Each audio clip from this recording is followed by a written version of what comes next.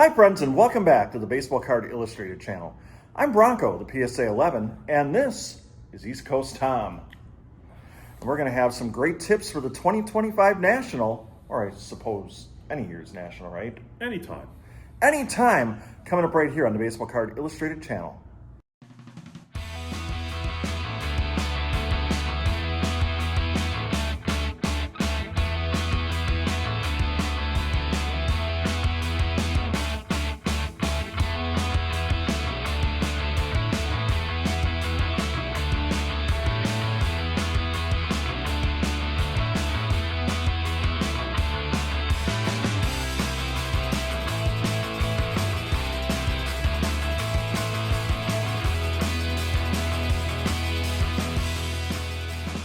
So, Tom, the National runs Wednesday through Sunday at the Stevens Convention Center in Rosemont, Illinois, and I know you've been to that one. How many Nationals have you been to? Well, it's a good question. I went to my first one in New Jersey in 1988.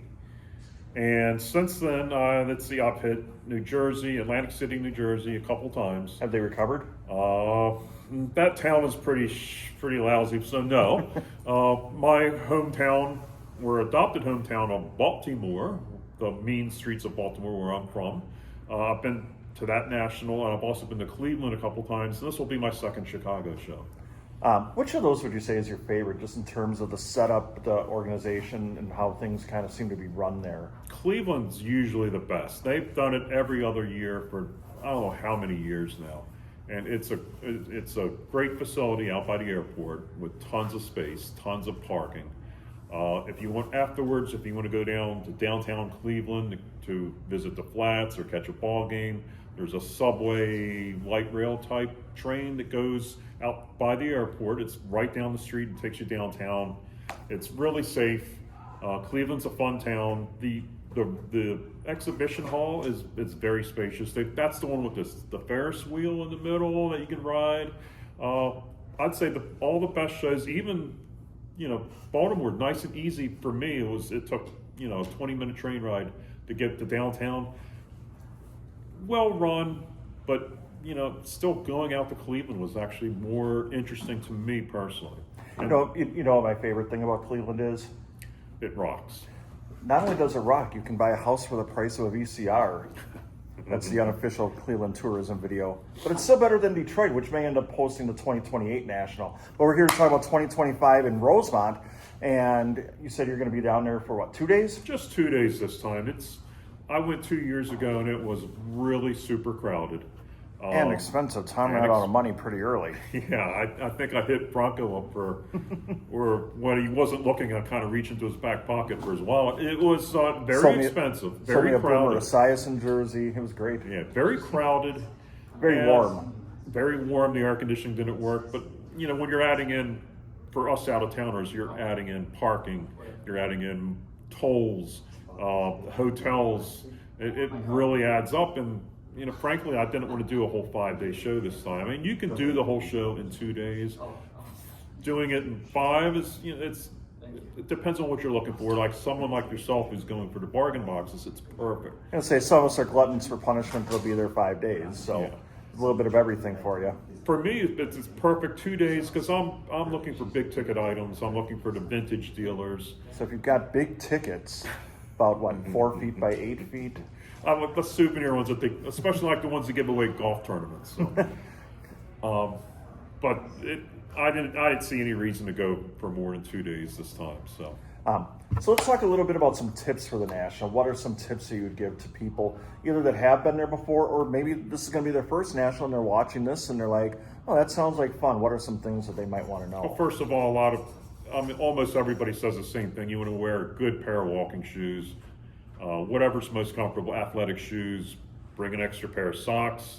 I mean, literally, you're on your feet 8, 10, 12 hours, however long the show goes. If you got the VIP package, you're there at 9. You're there until 6, and then even beyond, you still got walking to the garage. You have to walk to a restaurant most times. I mean, you want to be comfortable. And that also includes wearing clothing, and when this place is a real definitely wear clothing. Clothing it's not a clothing optional event, but you probably want to wear something. You don't want to wear like if you're a hockey fan, don't wear a hockey jersey. I mean, it's Yes, wear a football one. wear something light if you're going to wear a jersey, or just wear your favorite T-shirt or whatever. Definitely don't want to wear long pants. I mean, it gets really hot in there. That's the number one thing, is being comfortable. Number two, what I like to do personally, I think I remember telling this 2 years ago when Bronko asked me, was I like to start at the back of the show and work my way to the front. Because when you go, if you're there at opening and it's like a stampede of cattle at all the front tables, I mean, to try and get caught up in all that, you basically just go as far away from it as you can and as far back as you can. Start in one corner and work your way through the show. Number three is you're going to come across, unless you're looking for the really obscure stuff like I am, you're going to come across multiple dealers that have what you're looking for. And That's not true. Tom's going to buy it. and you don't want to always buy it from the first person you see, because it might be 5 or 10 or 15 or whatever dollars cheaper elsewhere. So if you see something you really like, and you have your phone with you, take a photo of the booth number or a photo of the booth setup or the dealer. Usually up above they have the booth numbers on the aisle. And there'll be some aisle numbers visible Yeah, too. So yeah. Take a photo of where you're at, so you can always come back to it. Chances are you will find stuff cheaper elsewhere, but I mean, if it's something really cool that I can't wait to. if you have to have it, Yeah, you can have to always have go it. back to it if you know where it's at, and taking the photo is makes it so easy. yeah, I think that's a good one. One tip that I think I gave 2 years ago too is, if you don't need to be first in, I think your best option if you're on a daily pass situation is to either get there about 9 o'clock to get in at 10, or get there at about 11 o'clock to get in. Because if you try to get there about 9:30, you're going to be standing in lines and walking through that little maze for a good 30, 40 minutes. And if you have tickets in advance, it might be too late now if you haven't already bought them, but you definitely want to do that, because there's just going to be lines, and there's no two ways about that, especially if you're trying to get there right at 10 o'clock. Show runs from 10 o'clock to 6 p.m. most days, a little bit different on Wednesday for the preview day and Sunday, which is the final day. And then, obviously one thing we can talk about is, if you want to kind of risk it a little bit, kind of what you're talking about, you don't have to buy something immediately the first and only time you'll see it.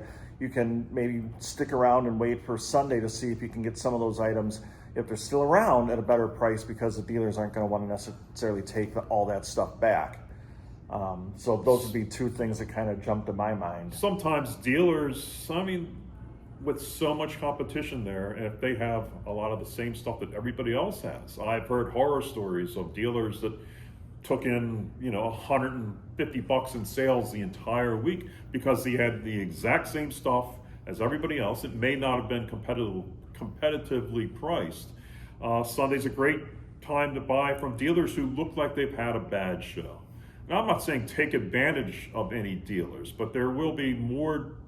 They would be more willing There's to. more flexibility, perhaps. To deal if they've had a bad show and they want to recoup some of the costs. I mean, remember, these dealers are spending hundreds, if not thousands, in expenses, especially the ones that are traveling from the West Coast or wherever to Chicago, between airline costs and hotel costs and rental car costs and the tables and all of that. And seriously, there's a lot of dealers over the years that I've encountered that said, I haven't made my expenses yet. And this is on, Saturday and Sunday. So there are great deals to be had.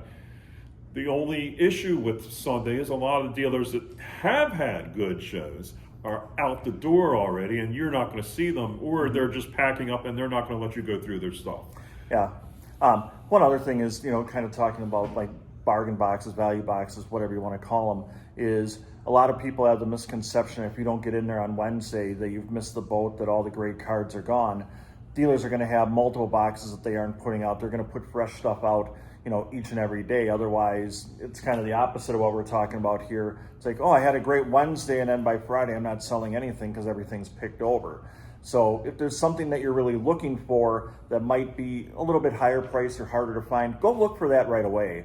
and you can catch your value boxes and do your digging and, you know, add those things a little bit later on. And I think sometimes people look at it as like, I've got to get that stuff first because it'll be gone.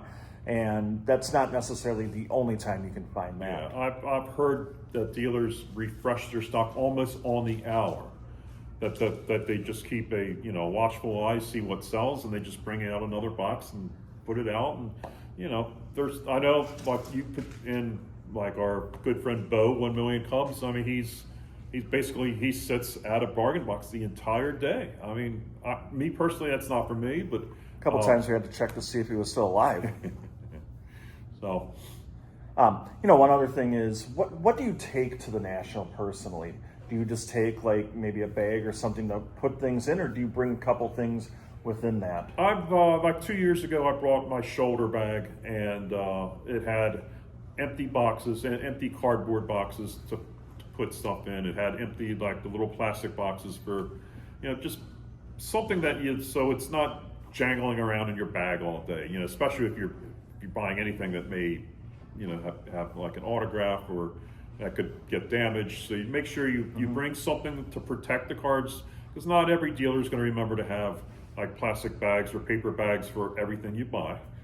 Let me piggyback on that too. Okay. And there will be people selling supplies, but they're going to be more expensive at the show. So if you have some of that stuff, or you can get it on the way somewhere, if you're driving in from kind of a local to Chicago area, you might be better off advised, go ahead and have that in advance. So you're not having to pick it up there. It'll be a little bit cheaper, and then you won't have to fumble around with those things, you know, as you're putting them in your bag or whatever as well. Yeah. And you know, if you have stuff for sale, I think dealers probably aren't going to pay the highest prices for run-of-the-mill items. But if you have something really unique and special, there are vintage buyers there that are looking for something really cool, really off the wall, because, you know, they can always funnel it to an auction house or whatever. So, I mean, I might bring some really interesting esoteric items that I would never take to like the Madison Card Show.